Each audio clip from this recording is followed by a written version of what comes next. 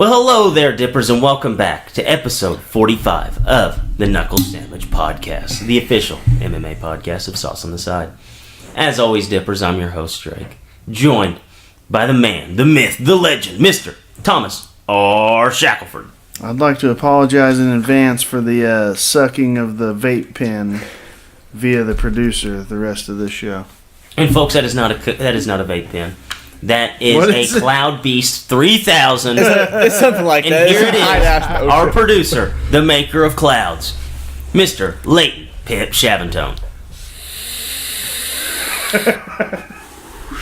That's also why I cough the whole time. It's that and a mixture of cats. You walk into Leighton's house and immediately you're hit in the face by whatever vape juice he has in his pen and cats. Dude, it's blue slushy lemonade. Yeah, I know. I can smell it. It smells just like blue slushy lemonade. Fucking, is your mouth sobbing right now? Yeah, it reminds him of the movies. That's why he watches. That's why he drinks this. My go-to. I guess it wouldn't even be drinking. It'd be smoking. Was it vape? You vape it. Just vaping it. There you go. Just vaping it. There you go. Dippers, today we actually have a pretty loaded show for you. We're going to break down all of UFC 235, starting at the prelims all the way up to the main event, where we have Lionheart taking on John Jones.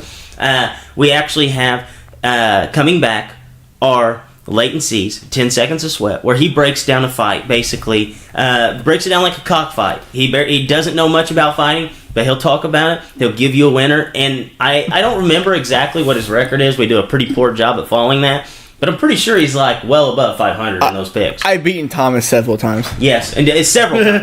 like often. Like more often than not. I think I've beaten Thomas in the fight pick. I think you had a stretch there where you did beat me like 4 times in a row. Yeah, I know there was at least 3 in a row that he did, and he basically picked the guy with the better tattoo work. Yeah, guys, you didn't tell me who Lionheart's fighting, so I can't look up the other guy.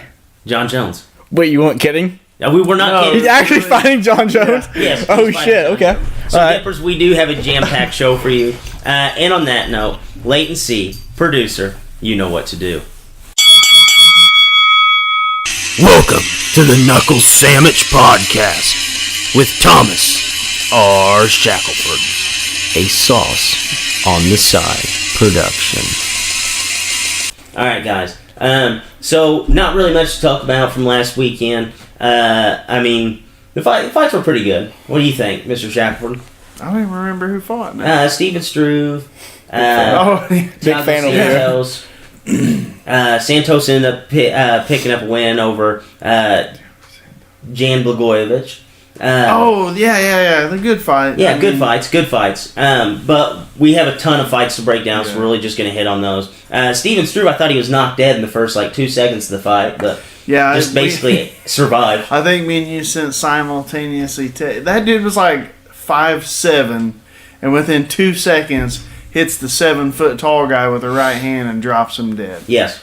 You know, I guess the only thing that can be said is Struve did win, and he's said he's probably retiring. Yes, so. I think that's a good thing. Kind of goes back to what me and you have talked about before. He came in the UFC at 20, 21, and they're like, oh, when this guy hits his prime in his late 30s, he's going to be amazing.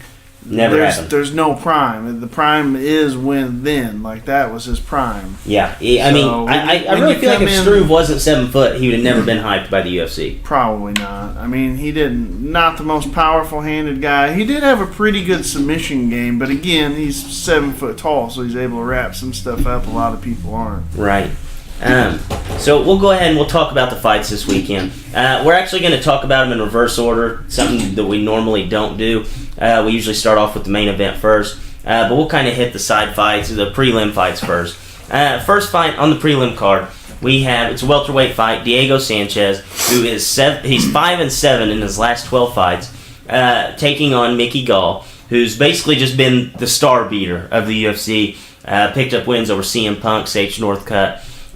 Diego Sanchez is a plus 210 dog to Mickey Gall's 270 favorite. Mr. Shackelford, who do we like in this fight? Yeah, you got to go Gall. I mean, he's got a really good ground. Diego's got just zero chin left.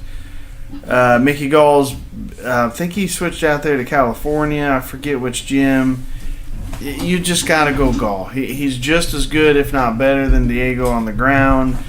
And at this point in his career, Diego just has 0 chin left. So I'm going to go with Gall by finish by either KO or submission. Yeah, I think this will be a pretty quick fight, too.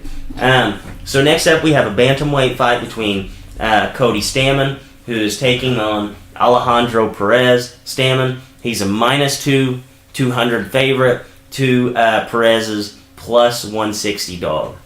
Perez, very good kickboxer. Has some trouble with takedowns. He gets taken down a lot. He's good conditioning, so he can win off heart conditioning, getting back up and striking. Stamann is a very, very, very good wrestler. And actually, his last loss was to Aljamain Sterling, and Aljamain couldn't get him down. It was every time he touched him, Stamann was taking him down. He ended up getting a little tired in the second, got his back taken, and kind of got finished with a... They were calling it a spladle, but really he just had legs in, and Stamann kind of like tried to bear up, and Aljamain grabbed down his ankle and just like knee barred him from the back. So I'm going to go Stamann. I think he just takes Perez down over and over and over and over, whips him up a little bit. Yeah, I think that's a pretty safe bet there. So next up, we have a lightweight fight. Our boy Johnny Walker is a -150 favorite to the plus 120 of Misha Kirkunov. Mr. Shackelford, will we ever bet against our boy Johnny Walker, even to take down a latency? No, Walker has... The dude's... he just fought like 2 weeks ago. He fought like maybe 2 weeks ago. Knocked a dude out with one punch. He's done nothing but smash people since he's been here. Cirkunov, we've seen him lose some questionable... Went down for, I think, against Krylov, Nikita Krylov, it went down to like a ghost punch. I'm not sure. You got to go Johnny Walker. The thing that interests me the most about this, John Jones has talked a ton about being super active. And really right now, as far as the light heavyweight division is concerned, you got Smith who's getting his shot right now. And then Thiago Santos just had that win over the number 4 ranked guy. So the way it is right now is Jones is 1, DC for some reason still on there, or Jones champ, DC's number 1 contender. Number 2 is Gus, which Jones just beat. Number 3 is Smith, I believe, and number 4 was Santos. No, it was Jan, but Santos yeah. just beat Jan. So right now you got to think. If Jones wins, you got Santos coming up next. But how easily people forget. If Johnny Walker goes out there, just obliterates this guy in amazing fashion, has a good call-out, we could very well get Johnny Walker versus Jones next. Absolutely, I agree with that, especially like you said. The biggest point here is that John Jones has sworn to be active, like extremely active, keeping his nose clean like every 4 months fighting. And we got to believe him. Absolutely. This is the quickest. I should have looked up. This has got to be the quickest turnaround he's had in his career. Yeah, I would almost guarantee that it is, unless it was just like an early fight where he basically took no damage and then filled in on a card. Yeah. So this fight actually interests me a lot. The next fight we're going to talk about, it's a featherweight matchup. Plus 195 Jeremy Stephens, fresh off his loss to Jose Aldo, taking on the -250 favorite Zabit Magomed-Shapirov, who is looking for his 13th straight win. It's kind of weird seeing Jeremy Stephens as such a big underdog, but realizing who his opponent is it fair that he is such a big underdog? I'm not sure if it's fair that he's such a big underdog, but certainly an underdog. He's coming off a body punch KO loss to Jose Aldo, and he's fighting the dude that Joe Rogan and everybody's just going insane about, Zabit. Although I am going to pick Zabit, but it's probably not the reason that most people think. He's known as this like ninja-like striker.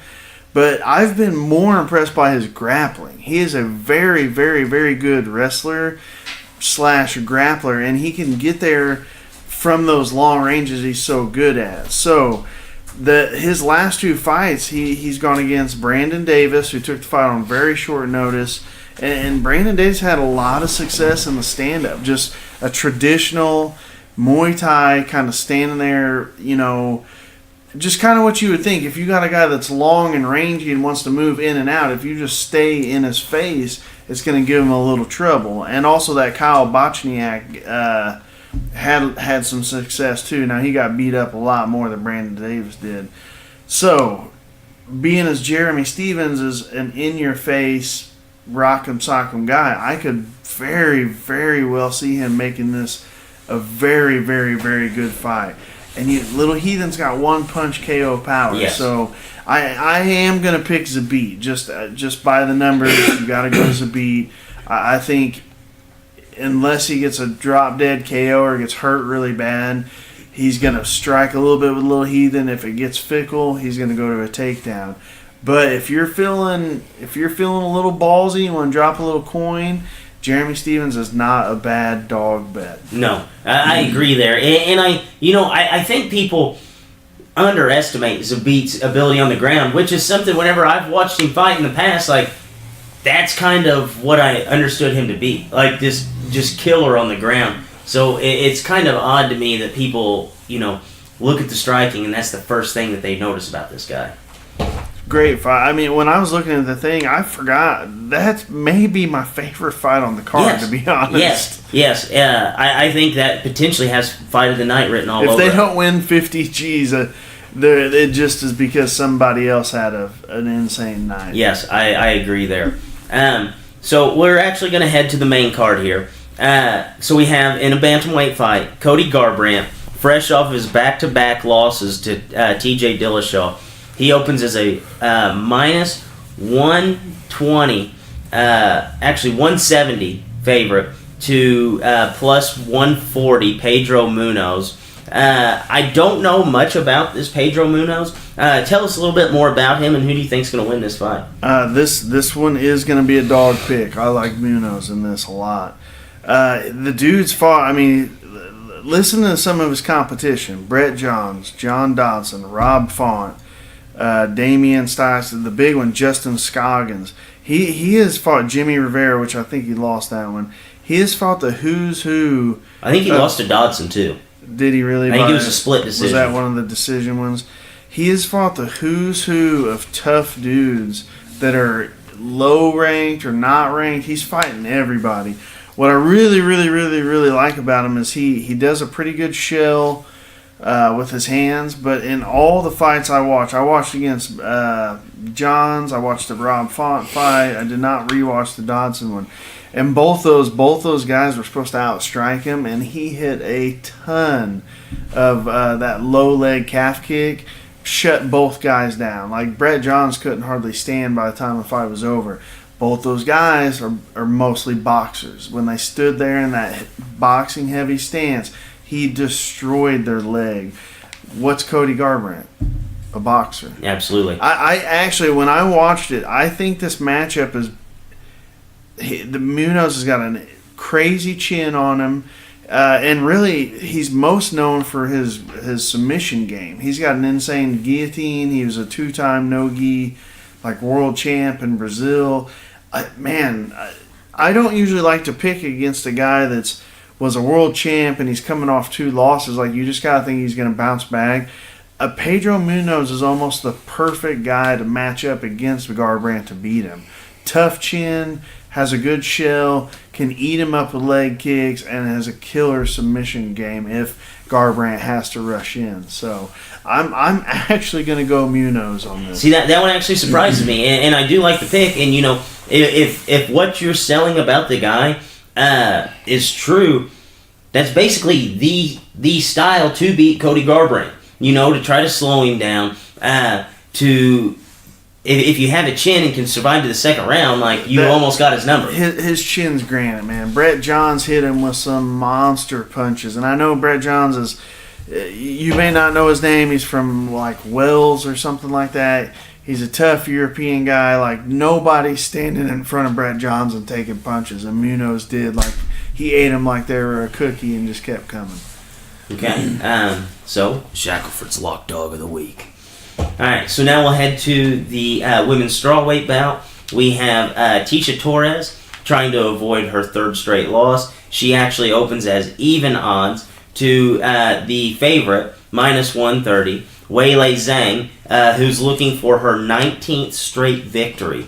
Mr. Shackelford, who do we like in this fight? I was going to pick Weili Zhang. I mean, she's only had one fight in the UFC. If you haven't seen it, it's about, I don't know, 2 minutes long against Jessica Aguilar, who's another very tough opponent. And she absolutely mauled her. Weili Zhang, Tisha Torres is kind of known as a grappler. I think Weili Zhang's going to out-grapple her. A lot of these, like, Asian or Japanese promotions or whatever, their bigger weights maybe not be some of the best, but their little weights almost always transition really, really well across the globe. So Weili Zhang, not a household name. I know Tisha Torres is, but I'm thinking Weili Zhang's going to pick up the win here. Yeah. I mean, she's 18-1. She's from China, not Japan. I'm sorry. The only fight she's lost was her first fight ever. Was it? Yeah. I mean, I only have that one fight to go off of, but I know Jessica Aguilar a little bit and how tough she is. And this girl beat her like she was a pro fighting a first fight amateur. So. All right. Well, actually, at minus 130 odds, that's pretty damn good odds to take a favorite. So we'll go ahead and go to a welterweight bout. Probably the most interesting fight on the card. Whenever we talk about fights sometimes, I like to refer to some of them as chess matches. And this, honestly, has a chess match written all over it. It is actually Robbie Lawler looking to rebound off his loss to RDA. He is a plus 225 underdog to Ben Askren, who's making his UFC debut, looking for his 19th straight win. He is a minus 285 favorite. Mr. Shackelford, is there any money to be made on the dog in this fight? I don't believe so. I mean, Robbie's the man. Robbie's fought everybody. He's been in slugfests. He's been in wars. He's subbed people. He's done everything there possibly could do. But he has had trouble in the past with wrestlers getting on him, staying on him, just dragging him down. This is one you could look at. Either Robbie comes out there, hits a big knee or a big punch, flattens Askren, and everybody says, "Oh, Askren sucks." But that's what you can't bet on a guy just thinking that's your only chance. I mean, Askren's probably not going to throw a single punch on his feet. He's probably just going to come out there and just shoot a shot and get into a scramble and just wear him down, moving, and that's probably we're gonna get 15 minutes of Askren on this dude like a wet blanket. Yeah, I actually like that a lot. It always makes me nervous though whenever you just have like a guy who only wrestles. That's the only thing that makes me nervous. But then watching the fights, you're just like, why the hell would I even doubt this guy? I mean, you look at a lot of the fights, you think like, oh man, he can't take him down. He's going to get knocked out. But then you have some fighters, and a Khabib, an Askren, GSP, if you watch a lot of his fights, they were 99% wrestling until he wore the guy out so bad, then he could strike or he subbed him.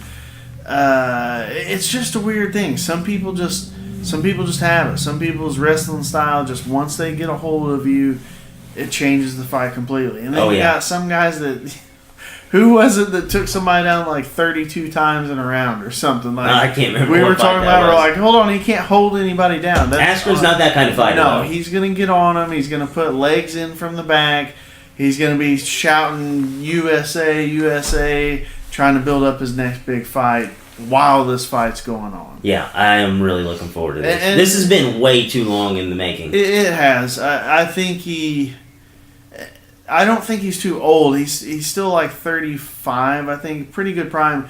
Main thing with him is when he wrestled, he never had injuries. Like he was never a wrestler that went through his career that had a ton of injuries. But hell, he's so pliable. Yeah, he had that. He had the flexibility. He was really one of the first guys with a lot of flexibility, scrambling. He wasn't like a head-on guy. Never had built-up injuries from wrestling. He doesn't hardly ever get hit.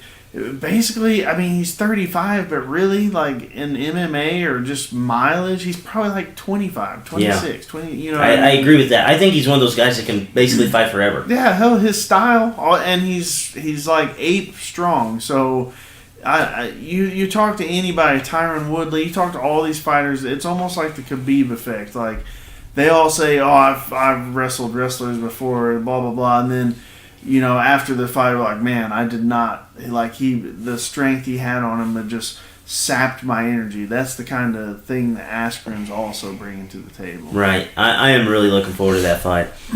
So we'll move on to a title fight, co-main event. Actually, another Mizzou wrestler. Tyron Woodley opens as a minus 170 favorite, looking for his 5th title defense over Kamaru. Isn't that weird that it's only his 5th title defense? As long as he's held the belt. Yeah, he had a little injury problem there, his shoulder a couple times. Yeah, I think that's just bizarre to me. It's only his 5th one as long as he's had it. He's going to be taking on Kamaru Usman. Kamaru Usman is a plus 140 underdog, looking for his 14th straight win. Is there any way Kamaru Usman can beat Tyron Woodley? This was by far the hardest one to pick on the night. You thought it was hard? I do. I don't know if I've ever picked Woodley. I honestly don't know. No, we never have. But I feel like this is a fight that I'm hands down picking Woodley. Yeah, and I'll tell you why. Because whenever Kamaru Usman gets into a fight where I think he's going to have some trouble, like, he doesn't... He might go out there and just, like, take the guy down, hold him there. Like, doesn't do anything spectacular to where I'm like, oh, shit. Like, this guy's really, really good. Which, in Tyron Woodley's last fight against Darren Till, I know it was kind of like a one-punch deal, but, like, he has that explosiveness to at any time he can go out there and just take over the fight. Which he don't didn't know. do against Stephen Thompson, No. but that was because Stephen Thompson brought a whole different skill set to the table that Kamaru Usman doesn't. Yeah, I mean, essentially they're identical. They're identical. They're big, strong wrestlers, which Woodley really hasn't wrestled that much since. Man, I can't. I know the Jake Shields fight. It was like a wrestling match, which he lost that one. I'm trying to think the last time I saw him just straight up shoot a takedown. Anyways, big, athletic, strong wrestlers, hard punchers. I would say Woodley's got a little bit stronger of a punch. The X factor to me is conditioning. We've seen Woodley get tired. We've never seen Usman get tired, ever. Could be because he's leading the dance. Maybe if he's not leading the dance, he gets tired. We don't know. This one is a coin flip to me. I'm going to go against the grain. I'm going to say Usman. Oh, you like Usman? My gut was saying Woodley for days and days, but for some reason... We just never picked Woodley. One of these times we gotta be right. I mean, right? Yes, exactly. If you're doing the parlay thing, or if you're betting straight up, I mean, I still think it's a coin flip. I'm just gonna go Usman just because he's the dog. Okay, that's what's gonna sway me on this. Okay, I mean, I don't hate it. You know, I hope I'm wrong. I would like to see a changing of the hands there. Do you know? Real quick, have you seen any stuff with Woodley this week or the last couple weeks? No, I have not watched. He's like a totally different person, and you know why? Askren is around. Oh, I watched a 45-minute just little presser with him. It's like a MMA luncheon or whatever they do with him and Askren. It is the most likable I have ever seen Tyron Woodley. No kidding. It's like he has a completely different personality than he's ever had before. He's joking. He's funny. Him and Askren are bouncing. You can tell that they're good buddies, like from college days. Yeah. It's the most likable I've ever seen Woodley, for sure. Wow, I'm gonna have to check that stuff out. So Tyron Woodley actually won the belt July 30th, 2016, and he's just now getting to his 5th title defense. 3 years. I guess that's 3 years, 5 defenses. That's 2 times a year. Yeah. Well, I mean, he defended it once in 16, twice in 17, and then once in 18. Because we're in 2019 now. That's right. Because he was going to try and defend, but in like late September or October, but then they did that interim belt. That one was kind of freaking Cody. What's his name? Colby Covington's fault.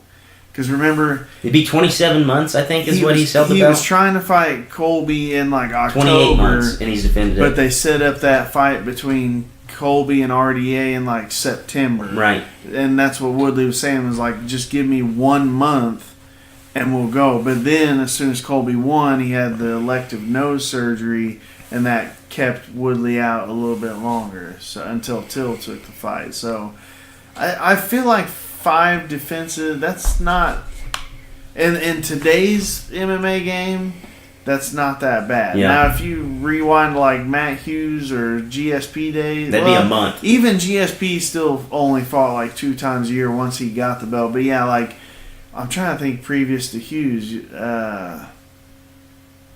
Dave Benet, I think it was. Those guys, Dave Benet, Hughes, Pat Miletich, Lindley, all those guys that were fighting around there before the weights got changed, they were fighting, which was only like 5 cards a year, so they had to fight like 5 times a year. So. Oh, yeah. All right, so we'll actually get to the main event. This is actually where we will have Latency's 10 Seconds to Sweat.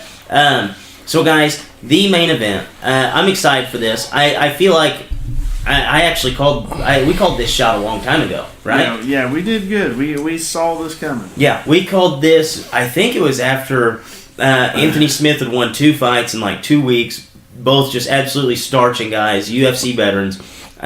We have John Jones opening, I don't know, I will research this as Latency does his 10 Seconds to Sweat. I think this is the biggest favorite we've seen John Jones at to date. He is a minus 850. Guys, he is a minus 850 favorite to Anthony Smith, who is a 550, or he's a 525 underdog. Looking for his 4th straight win at light heavyweight. The guy's looked absolutely phenomenal in his last 3 fights. Latency, I think this was actually the beginning of the Latency 10 Seconds to Sweat, was the Lionheart. Latency, your 10 Seconds to Sweat, break down John Jones, Anthony Smith. Let's do this. Yeah, I think it was first and second to Sweat. I can't remember who he was fighting. But the first thing I saw him with that damn tribal tattoo, and that thing freaking still stupid. He still has that probably, right? I'm still saying tribal tats are cool. Okay, wait. Thomas, let's not talk about age here, okay? You're showing it. But, so, beginning of that fight, I remember him getting his ass kicked. I thought he sucked really bad. I thought he was absolutely trash. But then he came back and won the fight and hit a Hall of a Lion. But going to Bone Jones, I'm looking at his fight record here, the last so many fights. I can't remember when the first fight his that I watched. But the one here goes to Teixeira, and I think it might have been that one, because definitely won before Daniel Cormier the first time. So it's either Teixeira or Gustafsson the second time they fought, the first time, whenever that was. And watching Bone Jones fight, real quick, this is the largest favorite we've seen John Jones heading into fight night. Okay, yeah. So, John Jones, big favorite, bet $1 million, 105. So, I've never seen... The last time he was close to this big, sorry to interrupt you, the last time that we were close to seeing him this big of a favorite, Chael Sonnen fight, and then Gustafsson fight. Yeah. All right, continue. Okay, so I've never seen John Jones struggle in a fight. No. At any point in time. I've seen tribal attack hot guy, what's his freaking name, Andrew Smith? No, Anthony Smith. Anthony Smith. I almost seen him lose to some guy, can't remember who he was, now so you know he's not a very good fighter. Bone Jones has never been challenged. Like, I feel like this is gonna be like, it'd be like Thomas wrestling a 6-year-old. I don't know. I'll probably get Anthony Smith enough credit. Anthony Smith fought like almost 50 times, I think. And, yeah, he's fought a ton. A lot of times, so a lot of wearing the tires too. Even Briscoe against him now. So now he's fighting a guy who probably didn't do cocaine hookers all weekend. We can't safely say that. Yeah, I can't promise that. We cannot safely say that. I can't promise that, but I'm gonna hope that time is he's past that time in his life. That's when he was like the baddest MFer, though. Yeah, that's whenever he was at his best. Well, I mean, he probably still played bad MFer. You can't have me at my John Jones coke addiction if you can't take me at my CM Punk. Yes, okay, it's gonna be like CM Punk fighting the guy he fought. Yeah, CM Punk fighting anybody. Perfect similarity there. And I think what's gonna come. It's gonna happen. And he's gonna say, okay, he's way longer than I am. He's way better at everything involved in MMA than I am. I gotta finish him fast because he's gonna destroy me. He'll come in hot. Jordan's gonna sidestep over, throw him, take him down, probably make him tap out. I'm saying first round submission. Okay. Just like that. I hope you're wrong. Anthony Smith, the more and more I look into this guy, the more and more I just love him. I mean, I was watching the document, I was watching him talk the other day, and he was talking about how, like, he dropped out of high school so he could be a concrete worker, looking to make ends meet. So he started, like, he was hanging out with his buddy, they were out to eat, and they looked up and they saw a flyer on the wall that said that there was cage fights with a money prize, and he knew he had to make ends meet, so he started fighting. And the guy has like 44, I think, recorded bouts under his in his belt. But most of those fights, I don't even know if he was training. Like, he said he wasn't. He said just went out there and fought. He said he just kept going to fight because I think he wrestled in like kids in high school a little bit, and yeah, I think he just said he just was fighting every weekend and getting paid a little money, like win or lose, it didn't matter. Yeah, and you have to love a success story like that. And the guy, you know, he'd been fighting, I think he'd been training in Nebraska for so long, and like he has a wife, 3 kids, and he's like finally like, hey, I've got to make this thing work. Like, this is my best route to providing for my family. So every single fight camp, he just up and moves himself to Denver so he can just focus strictly on fighting. And I think there's something to be said about a guy like that was so raw for so long and knew how to fight at a really, really bad style, who now is just coming into his own at 30, hitting his prime, actually getting taught correct technique. That's scary. Yeah. I think that's something scary. I don't know. What do you think, Shepard? I said months ago that Anthony Smith would be the first guy to beat John Jones. And I only said that about one other guy. That guy never got his chance. It was Rumble Johnson. And Rumble Johnson just basically didn't even look like he cared at the end of his career. Yeah. When I was thinking about this fight, I'm kind of leaning towards, I think you have to pick Jones. This is almost like the one earlier with Little Heathen versus Zabit. Is when you look at the numbers and you just break down how dominant Jones is going to be.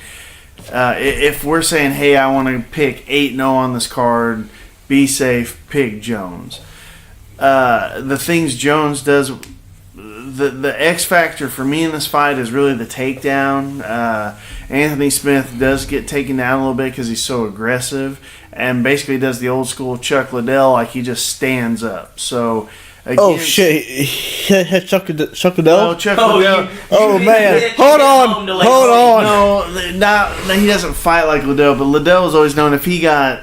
In wrestling, it's just a stand-up. So if Liddell got taken down, he would legitimately just basically turn over to his belly, get in his base position, and hit a wrestling stand-up, break the grips, and get away. That's kind of what That's a good fucking strategy. Does. More guys should do that. I mean, yeah, when you really think about it, if a guy pulls you down, just stand up. I mean, and probably like 80% of the time, just stand up is the freaking answer. Could that work more often than Peters don't try it?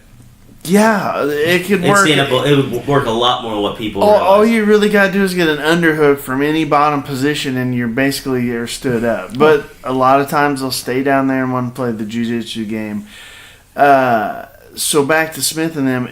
John Jones, I've never seen anybody like him on top. He's just lights out. And those elbows he can throw from just a guard posture better just because of his length. It's like he's hitting unobstructed punches.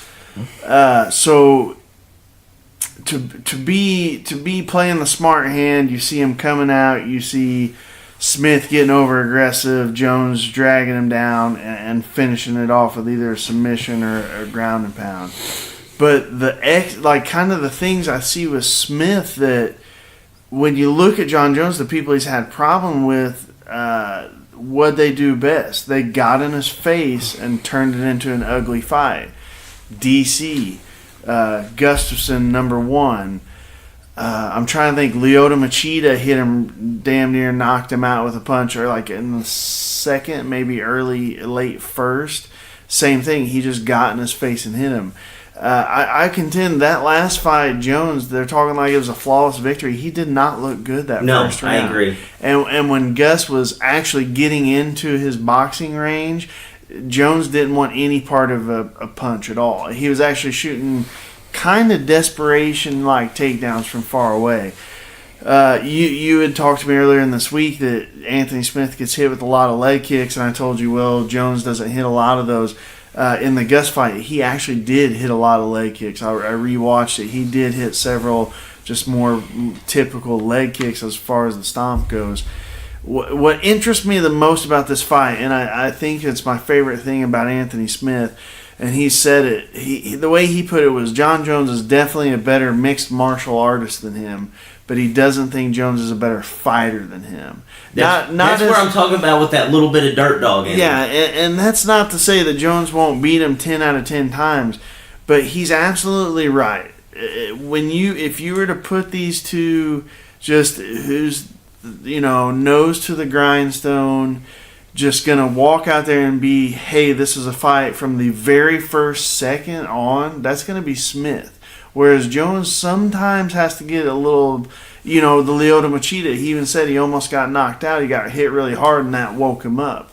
That happened with DC, I think. That first round, their first fight, they went out there, they both punched each other in the face, went back to their corner, and you kind of saw Jones like, oh, this guy's better than I thought. Second fight, DC was tooling him up, absolutely tooling him up. You go back and watch the fight before he got hit with that kick to the head. I could absolutely see Smith coming out there, being uber aggressive and hitting Jones. The other thing he's really good at is elbows in close range. Not like Jones can hit some elbows where they're more a slicing elbow. Smith, they're more KO elbows. So I am very, very excited to see this fight. Again, safe bet, it's Jones. Like Leighton said, he scores the takedown, gets the sub or the ground and pound. But just like the Jeremy Stevens one, I don't know why you would bet on Jones. You know what I mean? No, you can't bet on him. That's so big. You might as well just do if you're doing the parlay or you're trying to bet a majority of the card, make a separate straight up bet and just pick Smith for $15-$20. Yes, you said I agree. It's going to pay out, 5 times that? Oh, yeah, 5 times. Whatever you bet. I think that this should be a fight you leave off just because the payout for John Jones is not that great. And I would rather just go ahead and make a parlay with all the other fights, and then I would pick Smith just straight up at the end for just a little bit. I mean, you don't have to throw a ton on him to turn a good profit. And it's not like there's no chance. Like, sometimes whenever you get huge odds like this, we're like, yeah, this guy has zero chance. But watching John Jones in that first round of his last fight, I don't think that Anthony Smith has a zero chance on this. No, I don't think he has a zero chance. You can never count out a dude that just knows. He has it's a light switch to him. A lot of guys, it takes time to get into the fight. Smith is a light switch. It's just, I'm walking out, I'm in the cage, it's fight time. You can't count out a guy like that. And he's big, he's tall, he hits hard, and he's got that on-off switch. And we have it, even Jeremy Stevens, when he fought Frankie Edgar, I think me and you both thought like this is his time to shine. This is the time that's going to get him to the title bout. And he kind of he flaked a little bit, which isn't normally like him, but we've seen him do it a couple times. We have not seen that with Smith. We've seen nothing but 100%. I'm making this a dog fight. Whether I win or lose, it doesn't matter. And you can't count a guy out like that. And with the betting odds like that, you might as well throw a couple bucks on him. No, I agree 100%. I am really looking forward to that fight. I'm actually going to call an upset Anthony Smith. And it seems like I've been... Whenever I see a guy and I call him to be a champ at some point, like the last guy was Colby Covington. He has a papier-mâché belt. I have to get a guy who I call early, winning a title, and I think Anthony Smith is going to be my best chance of that. Yeah, we talked about him forever ago. The only thing that scares me is those damn leg kicks, man. I'm telling you, if John Jones If John Jones hits him with a few of those leg kicks, gets him just, hobbling a little bit, I think this is going to be ugly. That's just all about range. Gustafson kind of stood there and took him. Maybe because his reach is so long, he thought he could hit him with his hands. Really, those are just range. You either move in or out of them. You're moving out of range by moving in, or you're moving out. Which Gus didn't do a very good job, and he was getting his legs beat up a little bit. So, right. I don't know. I'm this whole card. When I look down this card, I cannot believe how stacked this card is. No, it is absolutely stacked. I am excited for it. So, anything else before we wrap this show up? Our last guest, John Thorblank, we just had. He did not win. He won his first match. He beat Kevin Casey in about 15 seconds. I mean, the bell rang. He dropped to his butt, hooked on a leg lock, and tapped Casey before Casey knew it happened. Second match, Yuri Samoas. If you don't know him, look him up. One of the best Brazilian Jiu-Jitsu practitioners over the last 5, 6, 7 years. ADCC champ. Badass. Blank almost tapped him. Again, got in the leg lock game. I actually thought Yuri tapped. They were kind of rolling, and he raised up his hand to tap, and the last second he didn't, and adjusted out of it just a little bit. He did end up tapping Blank with a knee bar within about 2.5 minutes. But amazing match. I was so thankful to have him on. Hopefully we can get him on again. If you haven't seen the matches, check him out. But I just wanted to throw that out there. He almost underdog tapped again. One of the best dudes in the world. So I still say you give that guy a year, and we're going to be talking about him winning some of the super, super big tournaments. And on that note, for Drake, for Leighton, and Mr. Shackelford, as always, Dippers, stay saucy.